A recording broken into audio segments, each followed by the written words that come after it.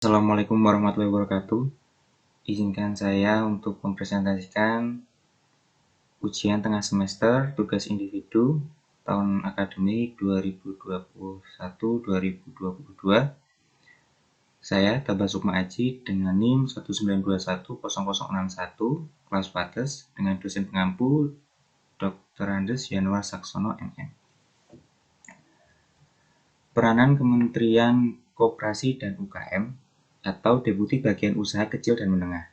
1. Perumusan kebijakan di bidang penguatan substitusi impor, peningkatan peluang pasar ekspor, peningkatan potensi dan peluang usaha, peningkatan mutu dan kapasitas produk usaha, perlindungan usaha.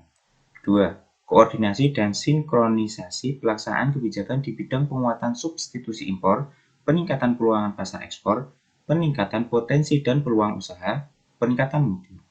Ketiga, pemantauan, analisis, evaluasi, dan pelaporan di bidang penguatan substitusi impor, peningkatan peluang pasar ekspor, peningkatan potensi dan peluang usaha, peningkatan mutu.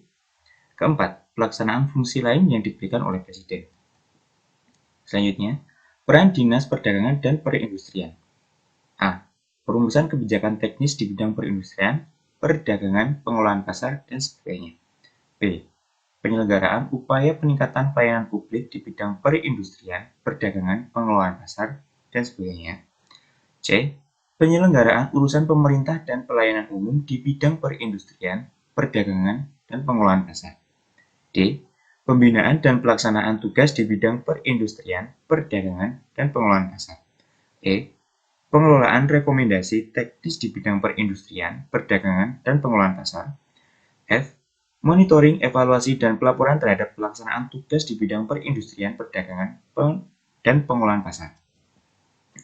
Selanjutnya, peranan Menteri Koordinator Ekonomi.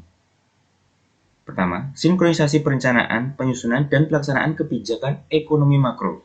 Selanjutnya, koordinasi perencanaan, penyusunan, dan pelaksanaan kebijakan ekonomi makro, pengendalian penyelenggaraan kementerian sebagaimana dimaksud pada poin pertama dan kedua. Terakhir, pengawasan atas pelaksanaan tugas di lingkungan perekonomian makro. Selanjutnya, peranan Kementerian Keuangan. Pemerintah sangat berfokus pada pengembangan usaha kecil dan menengah di Indonesia, karena UKM adalah sektor yang sangat penting bagi pemulihan ekonomi. Pada era digital seperti saat ini, Pak Menkeu mengatakan bahwa digitalisasi sangat penting bagi pengembangan UKM. Tidak hanya untuk memperluas target pasar, namun juga untuk mendorong pertumbuhan.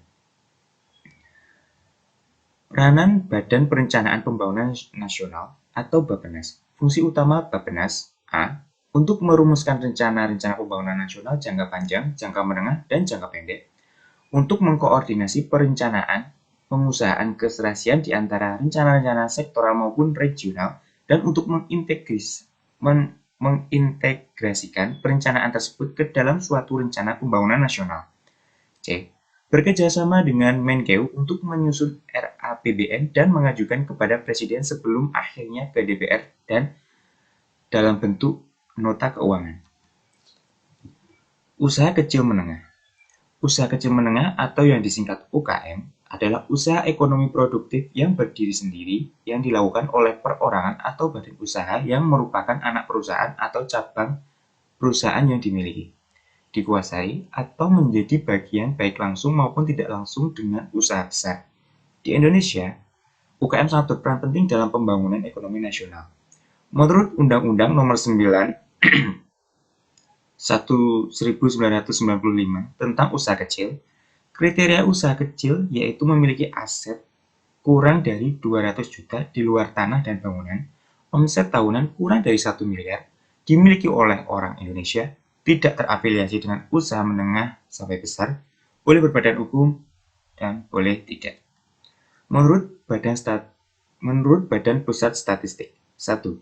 Kriteria usaha mikro memiliki pekerja 5 orang termasuk keluarga yang tidak dibayar. Kedua, kriteria usaha kecil memiliki pekerja 5-19 orang. Ketiga, kriteria usaha menengah memiliki pekerja 20-99 orang. Menurut Bank Indonesia, usaha mikro atau SKDIR B1 nomor 31/24/KEP/DIP tanggal 5 PI 1995, usaha yang dijalankan oleh rakyat miskin atau yang mendekati miskin, dimiliki keluarga, sumber daya lokal, dan teknologi sederhana, lapangan usaha untuk exit dan entry, kredit kurang dari 50 juta. Kedua, usaha kecil atau Undang-Undang Nomor 5/1995, aset kurang dari 200 juta, di luar tanah dan bangunan, omset tahunan kurang dari 1 miliar, kredit lebih dari 50 juta sampai 500 juta. Ketiga, usaha menengah.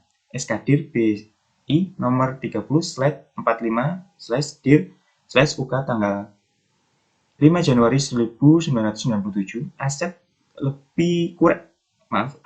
kurang dari 5 miliar untuk sektor industri, aset kurang dari 600 juta di luar tanah dan bangunan untuk sektor non-industri manufacturing, omset tahunan kurang dari 3 miliar, kredit lebih dari 500 juta sampai 5 miliar.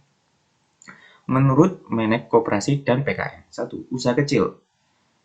Aset kurang dari 200 juta di luar tanah dan bangunan, omset 1 miliar.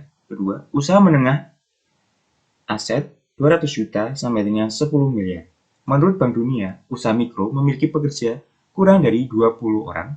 Kedua, usaha kecil menengah memiliki pekerja 20 sampai 150 orang dan aset kurang dari 500.000 US dollar di luar tanah dan bangunan. Menurut UKM berdasarkan kriteria hasil penjualan tahunan. A. Usaha mikro paling banyak 2 miliar, usaha kecil lebih dari 2 miliar rupiah sampai paling banyak 15 miliar rupiah. C. Usaha menengah lebih dari 15 miliar rupiah sampai paling banyak 50 miliar rupiah. Menurut PP UMKM berdasarkan kriteria modal usaha. Usaha mikro paling banyak 1 miliar rupiah, usaha kecil lebih dari 1 miliar rupiah sampai paling banyak 5 miliar rupiah. Usaha menengah lebih dari 5 miliar rupiah sampai paling banyak 10 miliar rupiah. Di luar tanah dan bangunan tempat usaha. Terima kasih. Jadi cukup segitu Pak presentasi dari saya. Wassalamualaikum warahmatullahi wabarakatuh.